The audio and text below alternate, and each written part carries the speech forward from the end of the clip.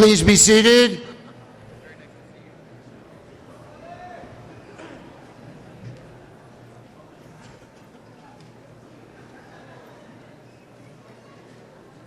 Ladies, gentlemen, graduates, families, friends, acquaintances, total strangers looking to get out of the heat, and the inevitable wailing infant who I know is out there somewhere, it is my distinct honor and privilege to welcome each and every one of you with equal enthusiasm to the 2012 commencement of the James E. Rogers College of Law in this, our 97th year of continuous operations.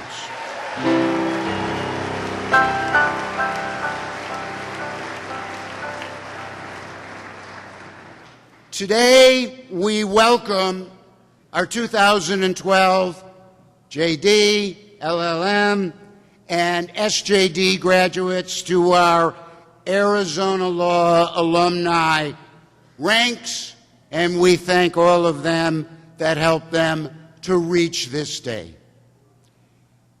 And now that we have you comfortably seated, you may be just a little annoyed to hear that you're going to have to get up again, but it's for a really good cause, because we're going to begin our ceremony today with the singing of the national anthem, led, as always, by Mr. Robert E. Wenzel. Please.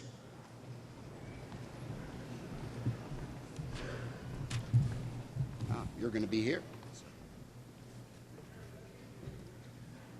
Oh, say, can you see by the dawn's early light what so proudly we hailed at the twilight's last gleaming, whose broad stripes and bright stars through the perilous fight o'er the ramparts we watched were so gallantly streaming, and the rocket's red glare, the bombs bursting in air, gave proof through the night that our flag was still there.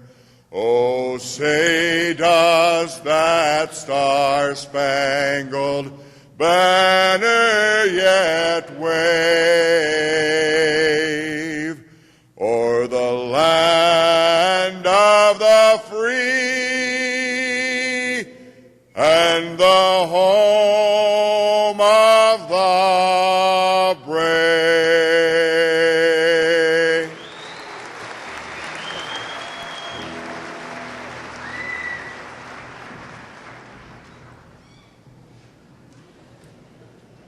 Play ball. I'd like to begin our ceremony this morning by recognizing College of Law community, those faculty, administrators, and staff who have dedicated their professional lives to the education of our students and who have helped usher in this day for our graduates. These individuals have been our graduates' constant intellectual and professional guides, their mentors, and at times their tormentors.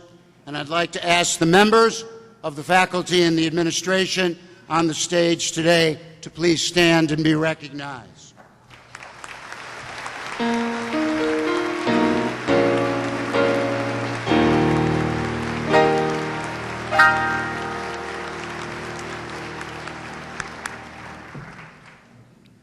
While our faculty is small, they are remarkably accomplished, and not just in their teaching and academic scholarship, as you would expect, but also in their professional and public service, which is equally important to role model to our students.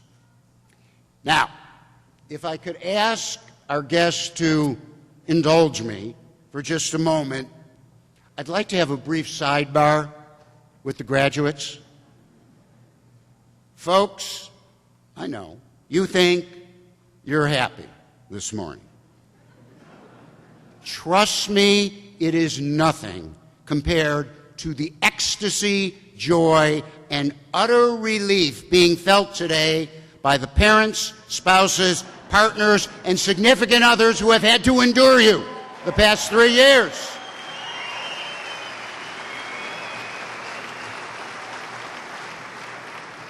This day is as much for your family and friends as it is for you. So I'm going to ask your graduates to rise, turn, rise, turn, and for all those folks who have supported you the last 3 years, please offer an appreciative round of applause.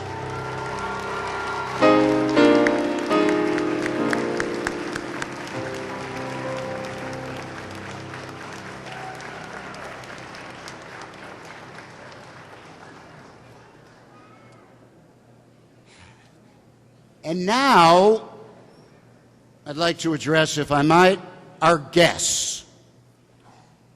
Graduations are supposed to be festive, celebratory occasions. And yet, I almost always notice a rather tense, there's the kid I was talking about, a rather tense, almost somber feeling in the room at these ceremonies, like if you make a peep or even slouch in your seat, Sister Carmody is going to wrap your knuckles with a ruler. Not so. This is a celebration. So for God's sakes, I want you folks to kick back, relax, have fun, enjoy yourselves, feel free to make some noise, and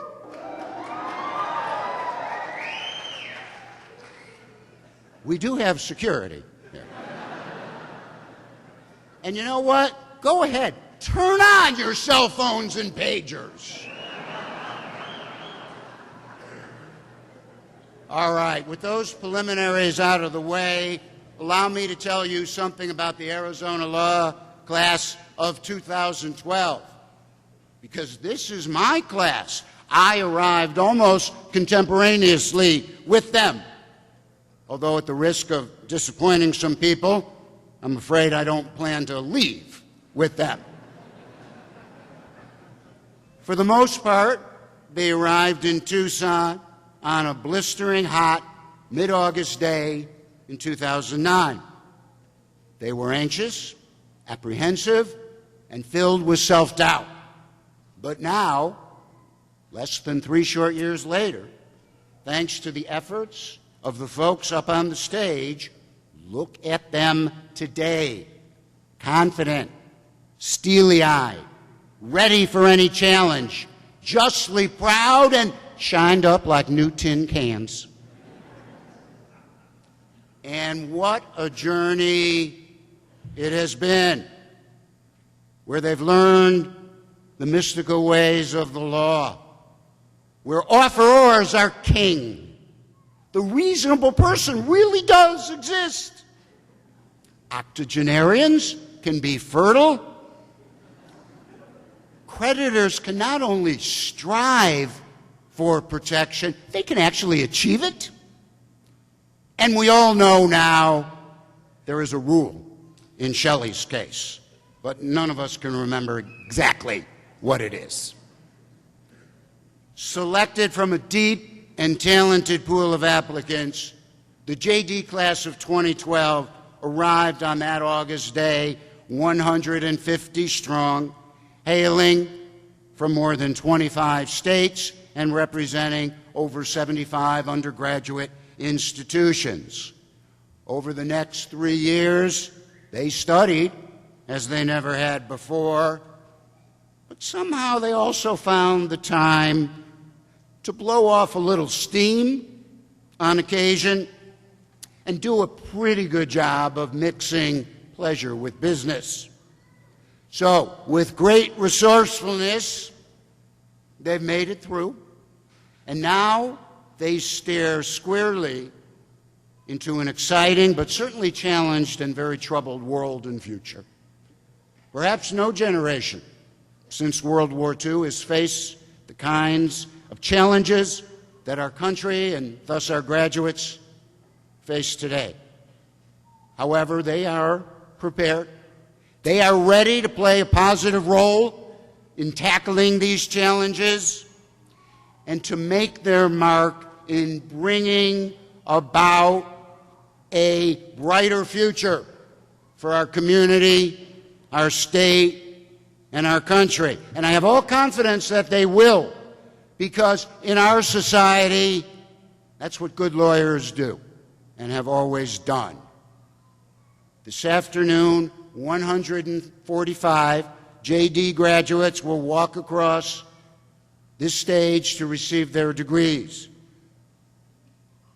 We believe they do so enriched by the experiences of the last 3 years, those the remembrance of which brings smiles, and no less those that are perhaps even a bit painful to recall. They were all part of the learning process.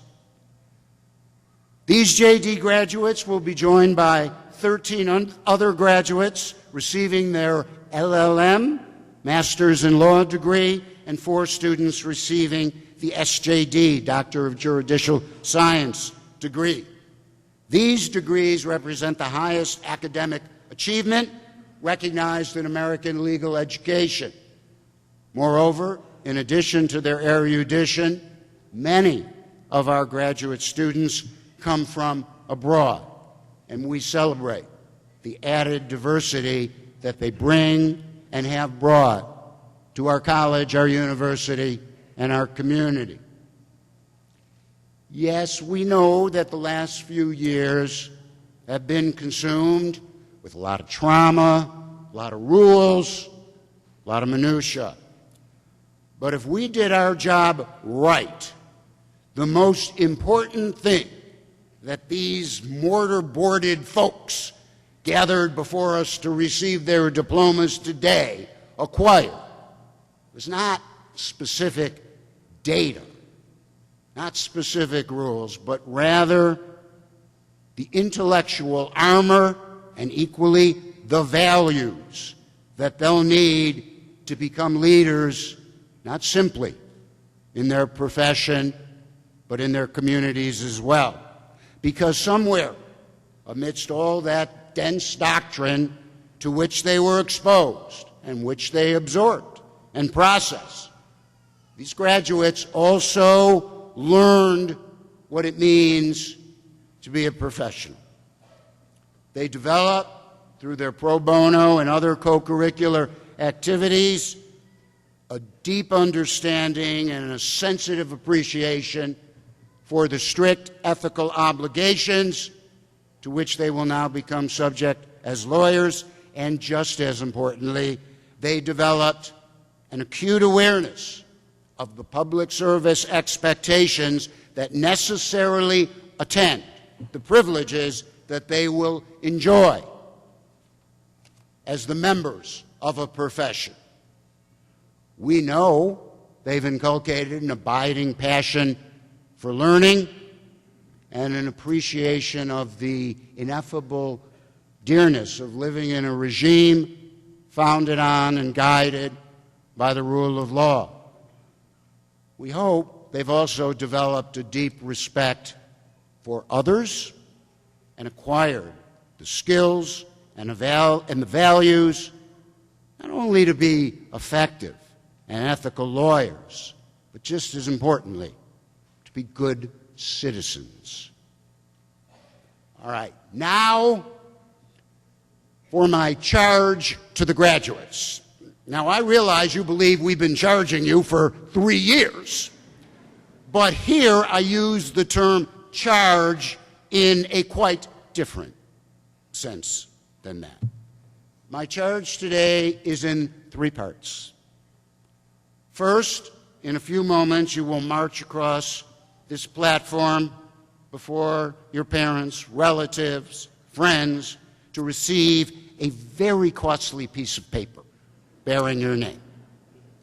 Costly not only because of your considerable investment in time and money, but also because of the great investment of others. So do not, in your moment, overlook the contributions of those who supported you financially, emotionally, and in other ways so you could have this moment. Second, on a personal level, let me say, most of you have been, for me, a constant source of excitement, satisfaction, and joy. I thank you. Few of you, frankly, have been a pain in the neck. I also thank you.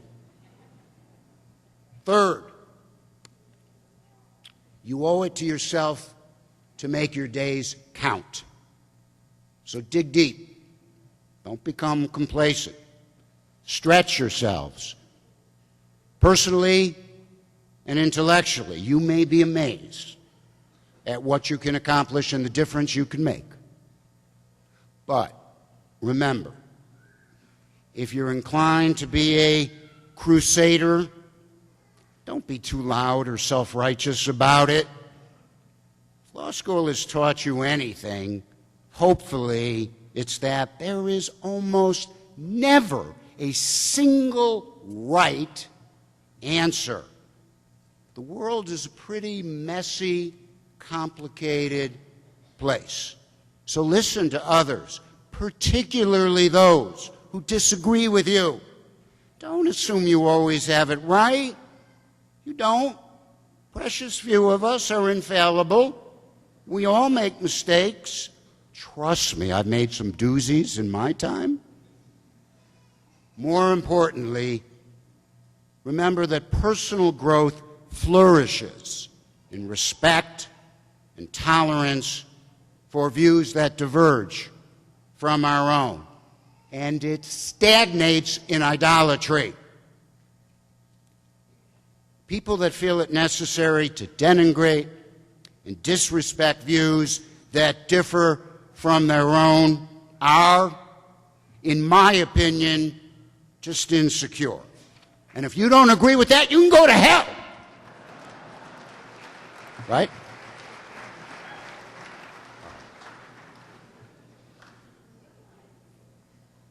As you go through this important rite of passage, graduates, let me be clear that this does not mean that your affiliation with this institution is coming to an end.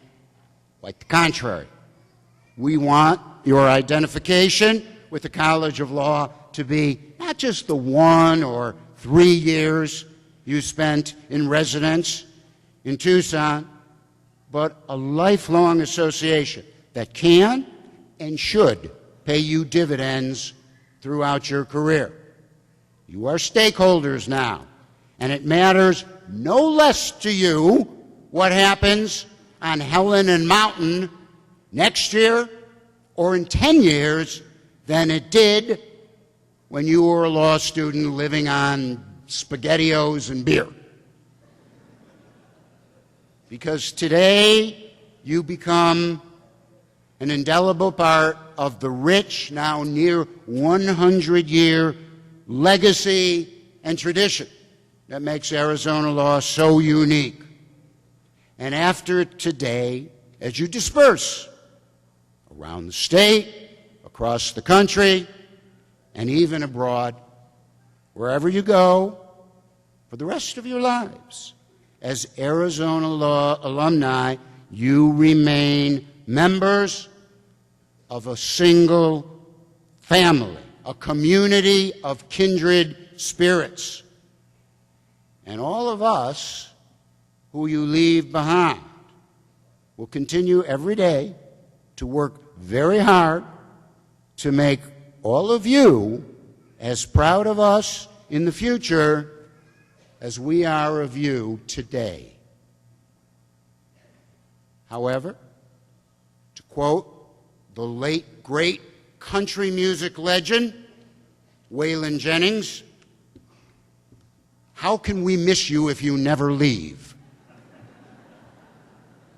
So, with my best wishes for success, it is now my pleasure to introduce Dave Sethi, President of the Law College Association, who will welcome our graduates to the ranks of Arizona Law Alumni. Dave, I'm looking the wrong way.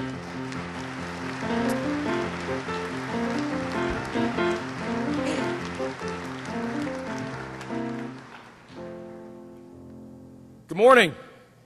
This is a fantastic day. Congratulations to all of you. I am absolutely thrilled to be here. I think it is a special honor and privilege to graduate on Mother's Day weekend. So if you have a mom or know a mom, let's take a minute and thank our moms for shepherding you through and seeing you off as you graduate today.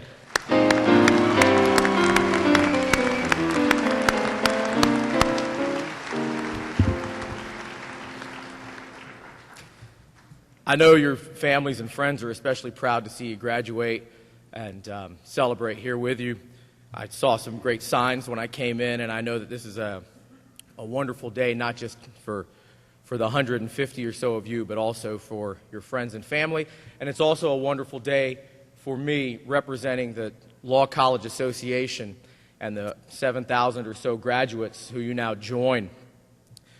When you leave the University of Arizona Law School with your degree, you can do anything. And quite frankly, in this time and economy, you're going to be challenged to stretch yourself and to be creative and to be entrepreneurial and to take risks. I know one of you is going into space. That's a great...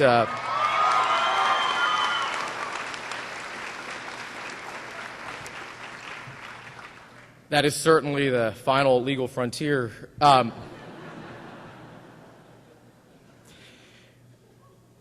You join the graduates who've come before you for the last 100 or so years, and we stand ready and excited to welcome you. We are committed to keeping the ladder down for you, to lift you up, and to do what we can to help you as you start your careers. The last 3 times I've had the chance to talk to you, and since you came, I've gotten a chance to share my thoughts with you from time to time. The last 2 times I've talked to you, I've given you things to do. When you were first years, I asked you to watch a movie called Murder on a Sunday Morning. Most recently, I suggested that you read the Andrew Thomas and Lisa Aubuchon disbarment order. Today, though, I'm going to give you something tangible to take with you. This is a kindness coin from a local organization called Ben's Bells. And as you cross the stage and get your diploma, please pick one up there at the end of the table there. And I want you to take it to remind yourself to be kind. As you go out into this profession, it is way too easy to make enemies. You will make enemies without even trying. We are an adversarial profession. But I want you to keep this and remember the importance of kindness, professionalism. When you interact with people, you'll have 2 choices often. And I'm going to ask you to please choose to assume good intentions, to please choose to be professional and kind, to please choose to let people make their own first impression with you. Now, if they blow that first impression, you can react accordingly, but don't prejudge people. Don't write letters to people designed to make their blood pressure go up. I ask you that just as a lawyer who might be on the receiving end of one of those. It doesn't make you a better lawyer. It doesn't make you smarter or more appealing to clients. It makes you a jerk.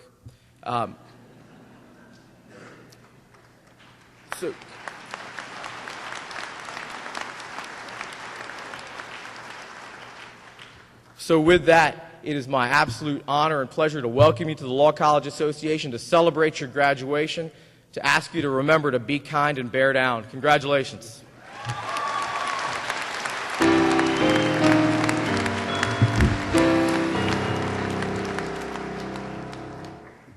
Thank you, Dave. Dave is completing a very arduous but a very productive and very successful 2-year term as president of the Law College Association. And on behalf of the entire college community and personally, I'd like to thank him. And as a small measure of recognition for his extraordinary service, I'd like to present him with this, well, I guess it's not really a plaque, it's an acrylic. Okay.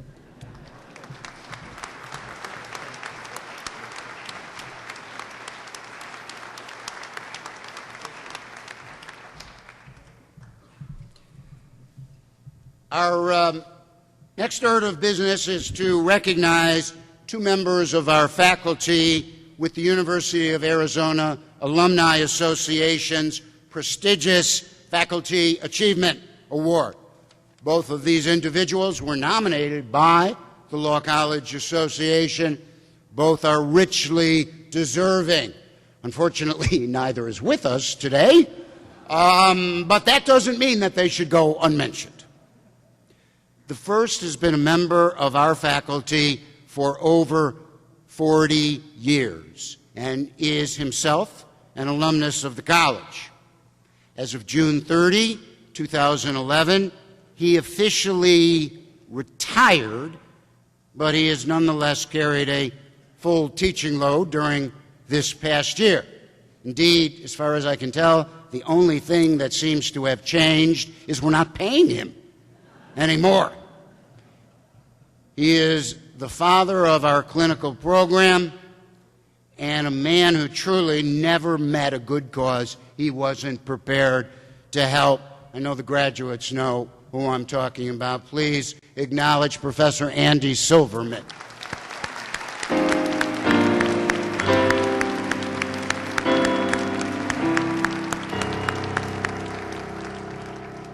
The second award goes to another longtime member of the faculty and also herself an alumna, and that's Kay Kavanaugh.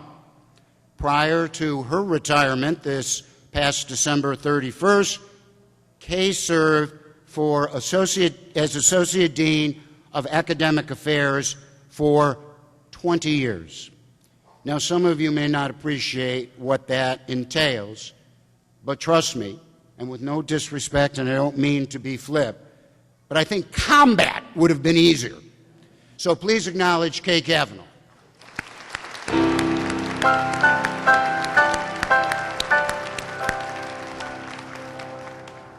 Andy is in Israel, and Kay is in the UK as we speak right now. Okay, next we have our annual convocation, Alumni Convocation Awards, and there are two very special Distinguished Alumni Awards that we will confer today on two special individuals who are actually here, which is good. First, receiving the Distinguished Alumna Award this year is Megan Kachi. Megan is a 1998 graduate of the college and is currently the managing partner of S&R Denton's Phoenix office. S&R Denton is an international law firm with over 60 offices worldwide. Now, Megan has built her career in a truly interesting and unique aspect of the practice, namely the hospitality industry. This means that Megan represents and is an advisor to top hotel and resort owners, investors, and operators around the globe, especially in the upscale and luxury sectors of the industry. She works hand in hand with her clients to help them successfully negotiate transactions involving the acquisition, management, and development of hotels, resorts, spas, restaurants, golf courses, and mixed-use projects in the U.S., Europe, the Middle East, and Asia. It's enormously complicated and challenging, but when a project is done, Megan gets to go to the private grand opening parties at these posh resorts. Her reputation in the industry has garnered Megan a wealth of national and international recognition. Her recent elevation to managing partner of the firm's Phoenix office reflects her leadership bona fides in the area of law firm management, as well as in her fields of professional interest, and despite the demands of her position. And being the mother of 2 small children, happy Mother's Day, Megan has over the years mentored our students and new graduates, as well as periodically returned to the college to share her insights and professional skills with our matriculating students. So I am truly pleased to confer the 2012 Distinguished Alumna of the Year Award on Megan Koch.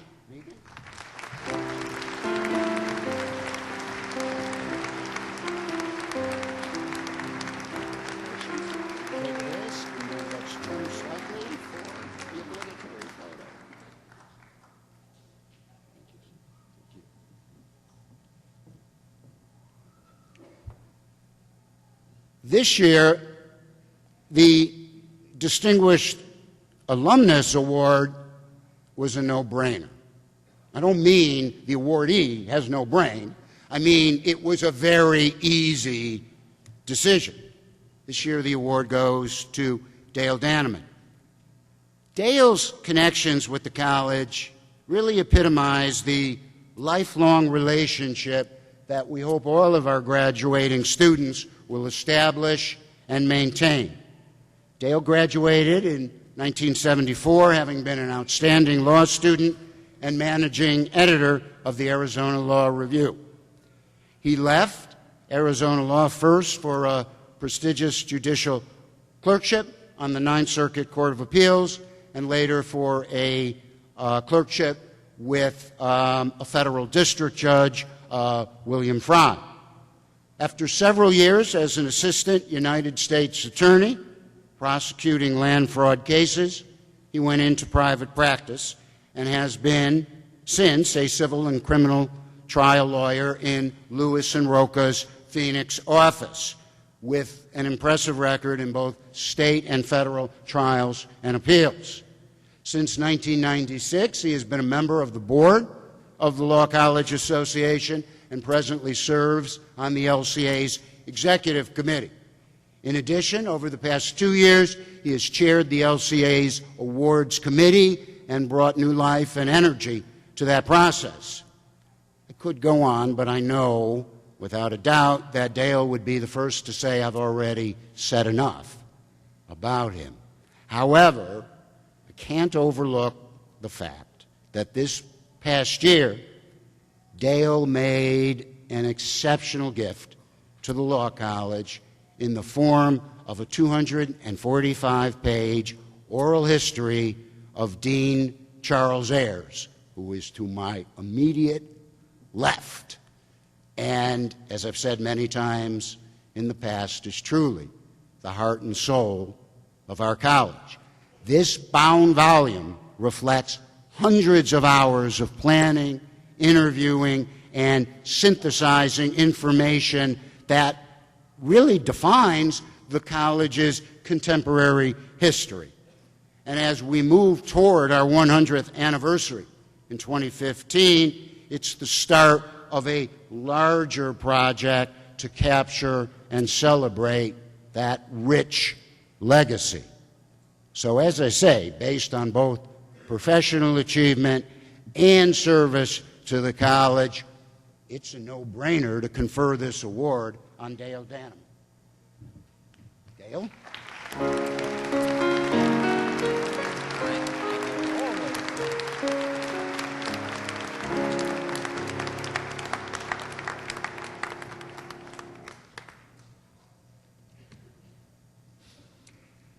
I'd now like to introduce the 2 graduates who are on stage who were voted by their classmates to address all of you at this ceremony.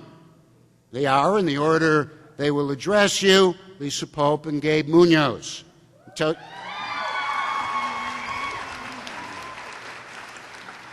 me tell you a little about Lisa first. She was active in the Law Women's Association, serving as treasurer in her 2L year.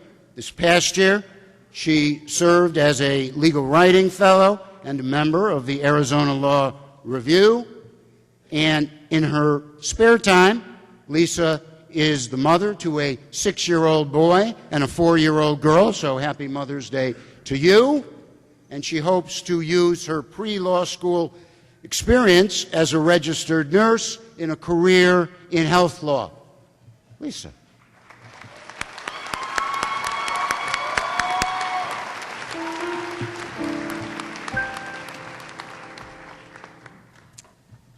Honored guests, Dean Poneroff, faculty, administration, family, and friends. On behalf of my fellow graduates, I want to thank all of you for being here today. Over the past 3 years, we've become less supportive, less dependable, and less likable. We've gotten more sullen, more argumentative, and more rotund. But you're all still here to support us and celebrate our accomplishments today, so thank you. Some of you may just be here to verify that we've actually been in law school these past 3 years, and we haven't just been avoiding your calls, emails, and other attempts to spend time with us. And even if you did come primarily just to see if all of our stories about law school were a part of some elaborate ruse, we appreciate your being here. We are a large group of insecure overachievers, and your praise and approval is like oxygen for us. So long as you clap for us as we cross this stage, we're really glad to have you here with us today. So, as we toast ourselves and bask in your praise, maybe we should take a moment to reflect on what we've actually accomplished. Well, for starters, we survived the psychological abuse that was our 1L year. We each looked our abuser square in the face and we refused to give up. And then, after a few weeks of our 2L year, many of us realized that giving up may have been a reasonable exit strategy, and refusing to back down, that was an idiotic act of bravado. If 1L year was characterized by psychological abuse, though, 2L year was all about physical abuse. Few of us slept that year. Our diets consisted mostly of coffee and cheap wine, and we spent much of our time in the school basement. Now, that may seem like a pretty good year to the average ASU undergrad, but at this stage in our lives, it's just undignified. So, after 3 years, though, the brainwashing has worked. And like so many others suffering from Stockholm Syndrome, we find that leaving will actually be kind of bittersweet.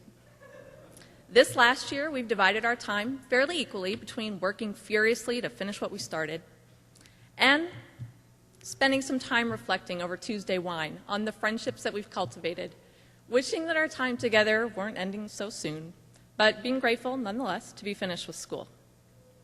Now, up to this point, I've merely attached a couple of labels to these 3 years, and I haven't really scratched the surface of what the class of 2012 has done in this time.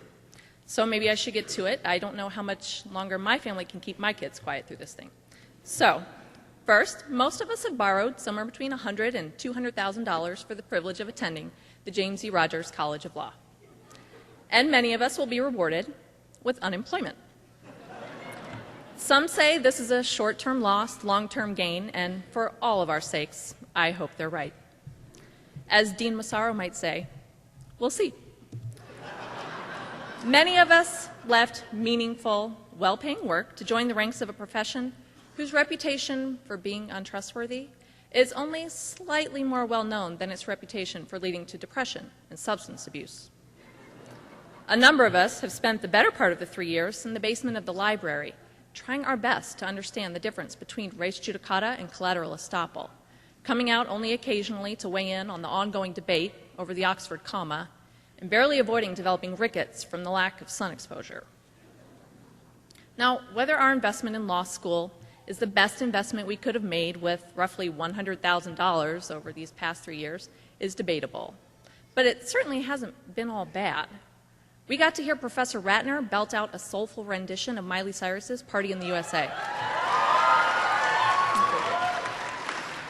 We got to watch Professor Swain at the end of each property class react as though he had no idea how that deafeningly loud version of the fight song made its way into each one of his PowerPoint presentations. The lucky among us got to hear Dean Massaro use the names Bork and Gruder as verbs. And about 2/3 of us got to hear Dean Henderson tell us that after teaching us torts for an entire year, he still hadn't lost his last shred of hope in the legal profession. Now, I cannot tell you that after all of that, we're going to solve the world's problems. My best guess is that we now embark upon a life just lousy with snarky debates over the Oxford comma and bewildering conversations about the difference between res judicata and collateral estoppel. And hopefully one day, sooner rather than later, clients will actually start to pay us for this instead of us doing it merely for our own amusement.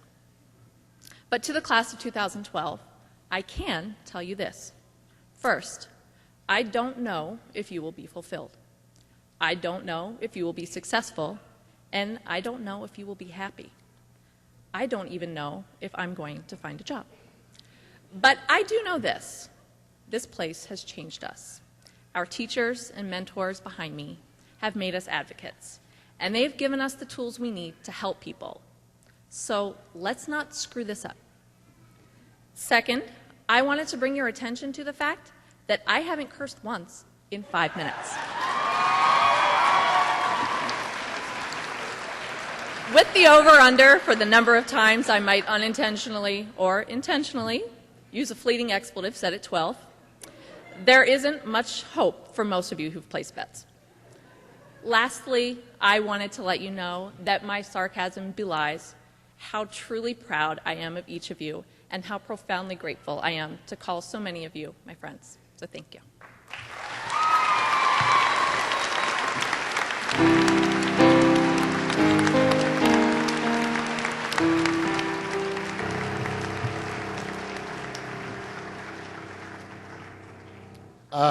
Dean Jordan Curtis, wherever you are, weren't you supposed to review that speech? Thank you, Lisa. That was great. Our next elected student speaker, I checked with him about how he wanted to be introduced, because, as you'll see, I really didn't want to anger him. Gabe Munoz has worked in the Child and Family Law Clinic for the past 2 semesters. He's been an active member of the Student Bar Association, serving on the executive board in both his 2L and 3L years. He hopes to stay in Tucson and would like to work with juvenile dependency cases, domestic violence victims, divorce, and other areas of family law. Gabe.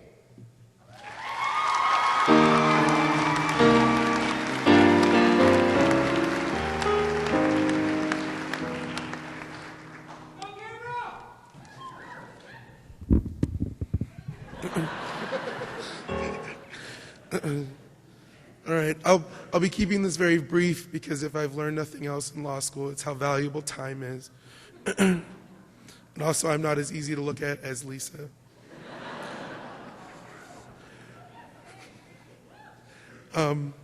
First, before I forget, I wanted to say Happy Mother's Day to my mom. It's a little early. And Happy Mother's Day to all of my classmates who were brave enough to be full-time parents and full-time students.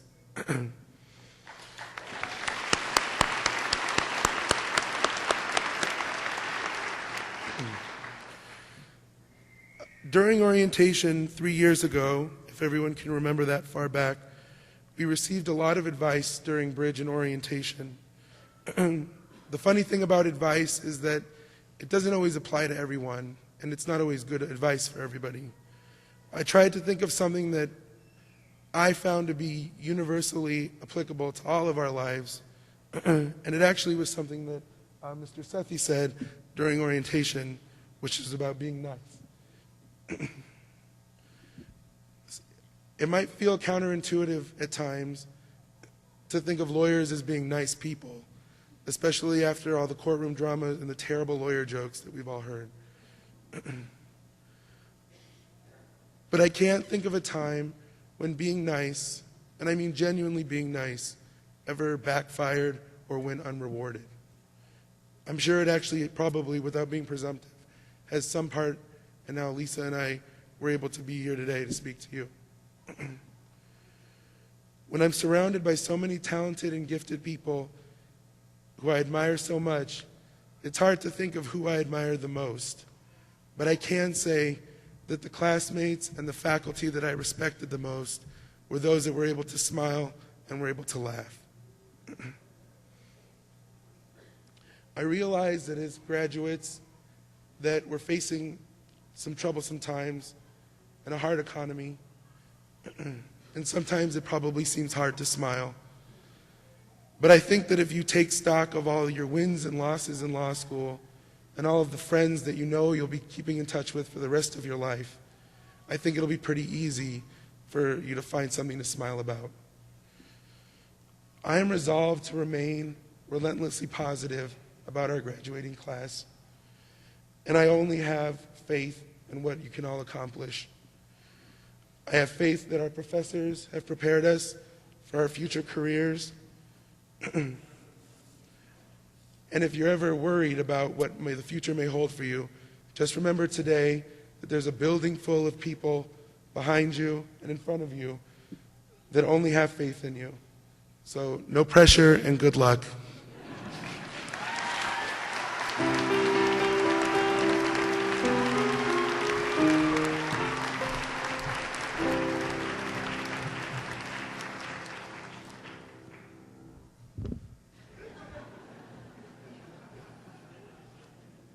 Thank you, Gabe and Lisa. It's little wonder why your classmates chose each of you to address them on this special day, and I personally want to thank you both.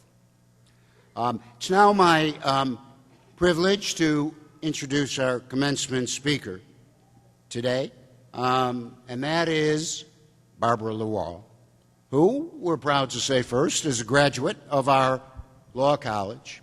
Interestingly, about halfway through law school, Barbara started working at the Pima County Attorney's Office as a law clerk, and she never left, spending her entire career in that office.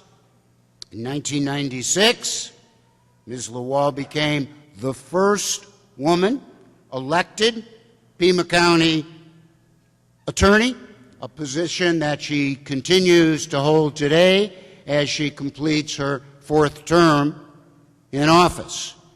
Previously, she had been a deputy county attorney for over 20 years, prosecuting criminal cases as a trial lawyer, then managing the criminal division as the chief criminal deputy, and then overseeing administration, budget, and policy matters as chief deputy before ascending to the #1 position. As Pima County attorney, tough prosecution, holding criminals accountable, crime prevention, and providing quality victim services have been the hallmarks of Barbara's office. She also leads the state in creating a number of programs to protect children. She implemented a nationally recognized truancy enforcement program and has established very successful neighborhood community justice boards to deal with nonviolent juvenile offenders in a non-court setting. A nationally recognized expert in criminal prosecution issues, Barbara's been appointed to more commissions and task forces than I can count, let alone mention. She's received numerous honors in recognition of her work. She is a current member and past chair of the Arizona Criminal Justice Commission and also serves on the Arizona Juvenile Justice Commission. Just this past year, Barbara received the prestigious Learn at Hand Public Service Award, a statewide award, and it was my honor to serve on that selection committee, and it is equally my honor and pleasure to turn it over to Barbara Lawal.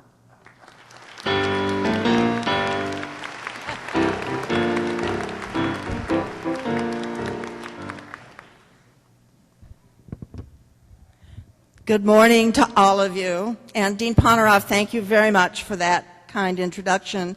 And congratulations to the College of Law 2012 graduates. You know, today marks really a very important day in your life. You've worked really hard for the past 3 years in law school to get to this point in your life, and you should be enormously proud. I must admit that it is really, really an honor and a privilege to have been asked to give this address to you on this occasion. But as you move through law school, past all of your classes, into the barbary and facing the bar exam, and into the real legal world, I've had to ask myself what it is that I should share with you. Well, I thought that I would share a little bit of my own personal journey, which may give you some insight into at least how one legal career evolved and originated. And then I thought I'd share some personal thoughts about how you might best succeed in the legal career that you're just about to embark on. As you just heard, I graduated from this law school in 1976, which is before some of you were even born. And I have remained a public prosecutor now for 36 years. I believe that I have the very best job in the world.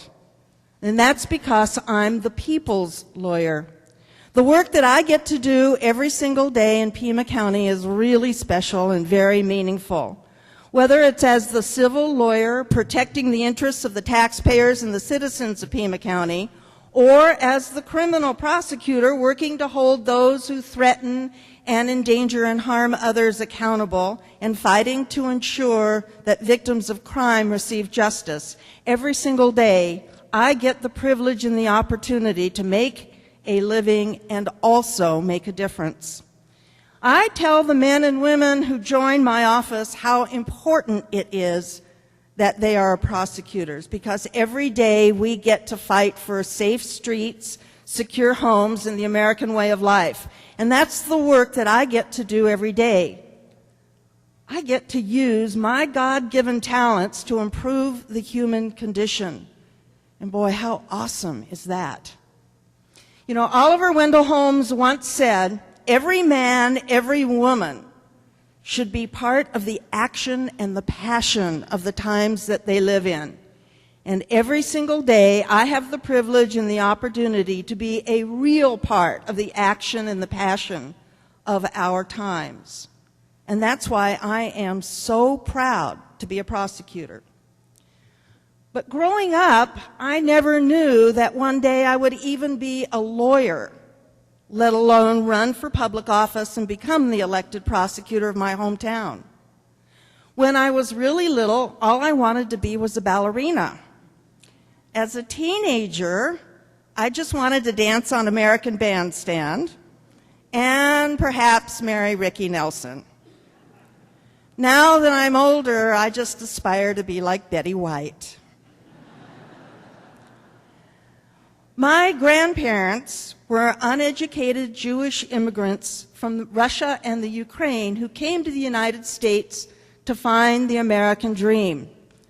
Their children, my parents, were the first in their families to even graduate from high school, and my sister and I were the first generation of college graduates. As an undergraduate, I majored in education, and after graduation, I became a high school English teacher in the TUSD school system. My parents thought that was the very highest achievement possible, and they were actually, frankly, taken aback when I announced that I was quitting teaching and going to law school. Why would you want to give up a job where you get your summers off, they wondered. Well, we've all heard of the accidental tourist. That's the traveler that embarks on a journey only to unintentionally end up someplace else. And if you think about it, some of the world's greatest accomplishments in life and in history were often accidental. Fleming forgot to clean up some mold in his lab and discovered penicillin. Columbus sailed off to find the Indies and accidentally bumped into America. Well, I became an accidental prosecutor. But perhaps it's true, like William Burroughs said, that there really are no coincidences and no accidents when you're traveling through life. Long before Law and Order, there were no television prosecutors who were role models, other than that helpless, hapless, hopeless Hamilton Berger who got outgunned, outwitted every week by Perry Mason. So when I was a law student, I had no aspiration to become a prosecutor. I intended instead to use my law degree to do something important and meaningful in the field of education. However, like the accidental tourist, I was about to embark on a journey to somewhere else. At the start of my third year, my personal circumstances changed, and I found myself a single parent and in need of a job. Private law firms had already hired their clerks for the year. They had no openings, but the prosecutor's office had a couple of vacancies. I was hired, and thus began my accidental career. Except it really was no accident that I landed in the prosecutor's office.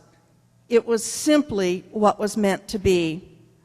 I loved being in the prosecutor's office. The legal issues were complex and challenging. The attorneys are dynamic and fascinating. The cases were interesting and engaging.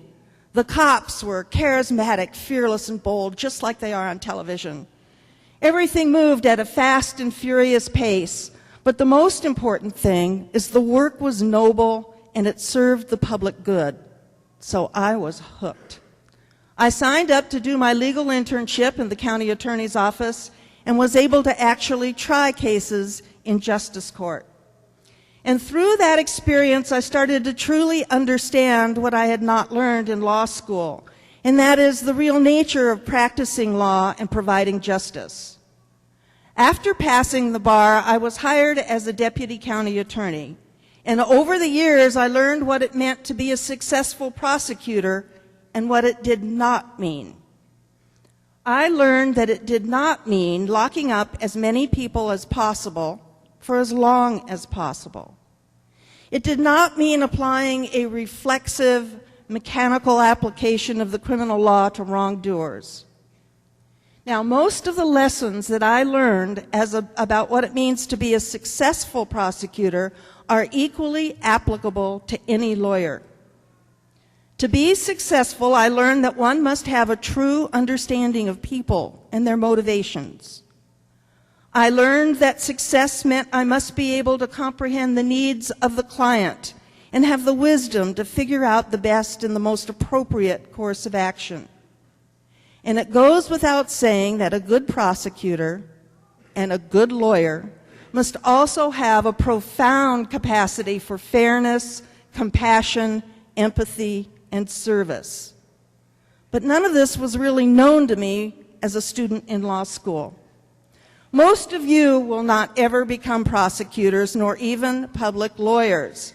The paths you choose will not be the same as mine, although many of you, much like me, may accidentally fall into your legal career. So how will you know what the right path is to choose? Bottom line, you won't. In law school, it's really clear what you need to do to be successful. You know exactly how many credits you need, the minimum GPA you need to graduate, what core classes you have to take. You know exactly what you need to do to get into law school and exactly what you needed to do to get out.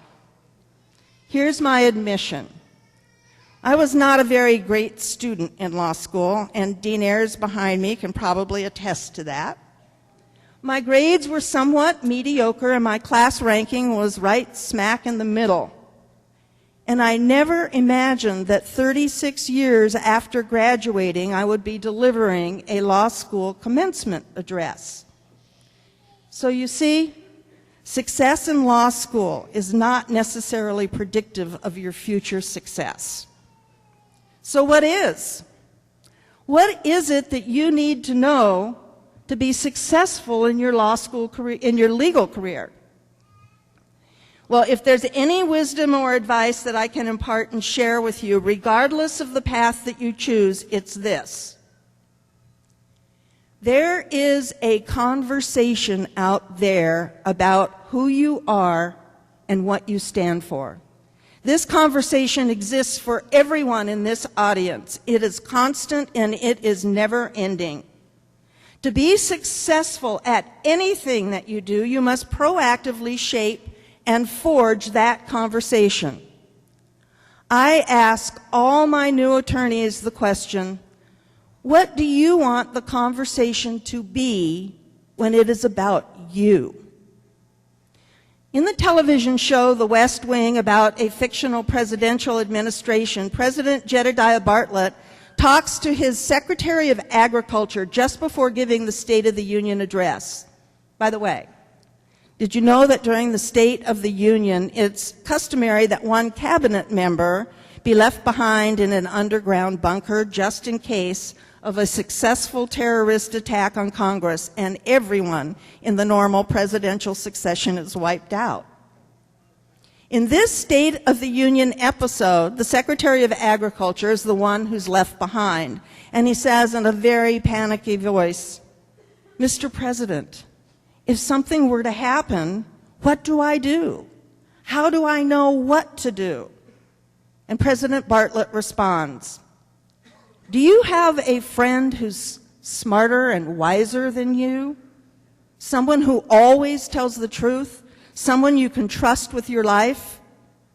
Make that person your chief of staff." I tell you this little anecdote because isn't that the conversation that we want others to have about us? Think about it. Aren't those the qualities that we want attributed to us? Don't you want your professors, your classmates, your bosses, your clients, your friends, your family to know that you are someone who's exceedingly smart and wise? Someone who always tells the truth? Someone they can totally and unquestionably trust with their lives?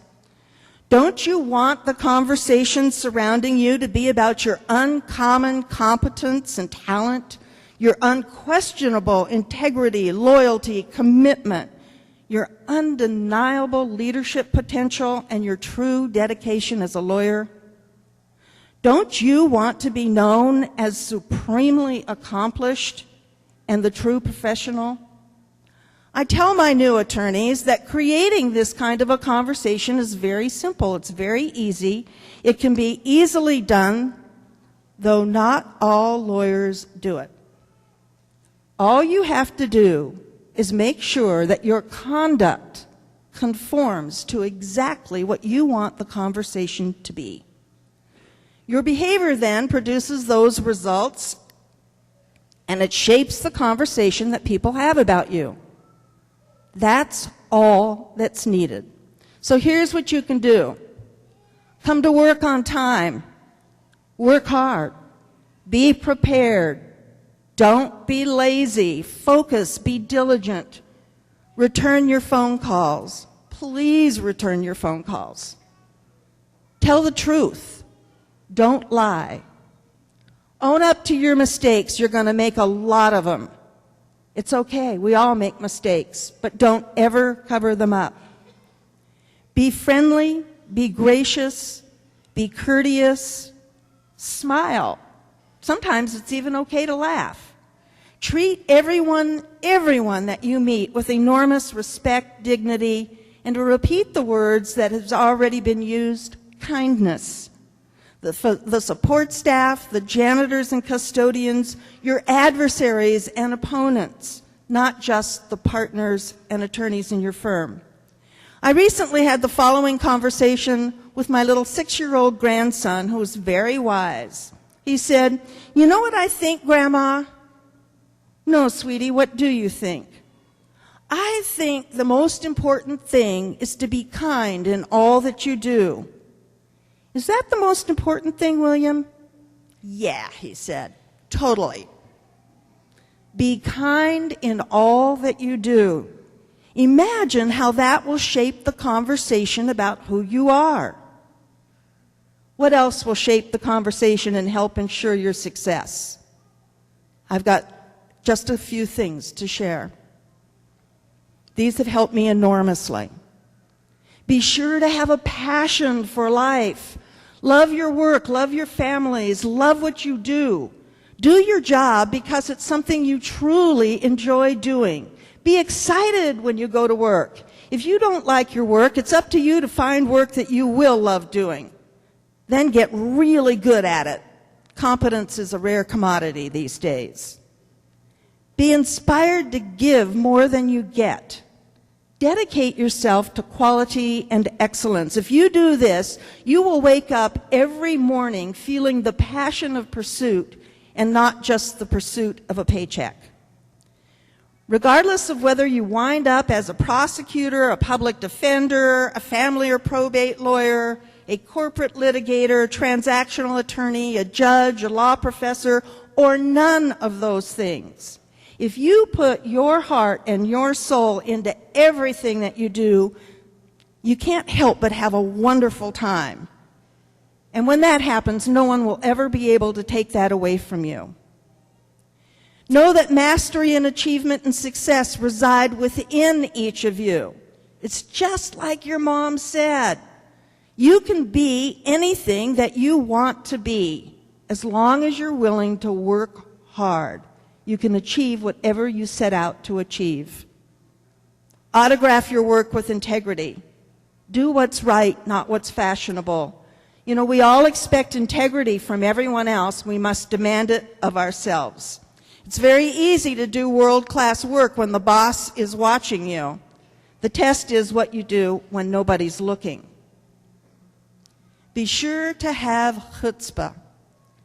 Be bold and take risks, because nothing important in this world was ever accomplished without having chutzpah. The signers of the Declaration of Independence had chutzpah. Abraham Lincoln, Martin Luther King, Mother Teresa had it, and your very own Gregory Schneider has tons of it.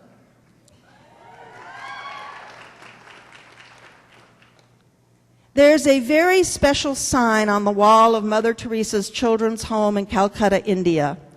The sign imparts Mother Teresa's 8 golden rules for success, and in conclusion, I share them with you.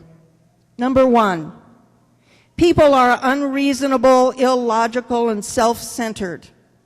Love them anyway. Number 2, if you do good, people will accuse you of selfish motives. Do good anyway. 3, if you're successful, you win false friends and true enemies. Succeed anyway. 4, the good you do will be forgotten tomorrow. Do good anyway. 5, honesty and frankness make you extremely vulnerable. Be honest and frank anyway. 6, what you spent years building may be destroyed overnight. Build anyway. 7, people often need help, but they may attack you when you help them. Help people anyway. Number 8, give the world the best you have and you may get kicked in the teeth, but give the world the best you have anyway. As you graduate today, I honor you and welcome you into a very honorable profession, and I urge you to get out there and be part of the action and the passion of the times that we live in. Thank you.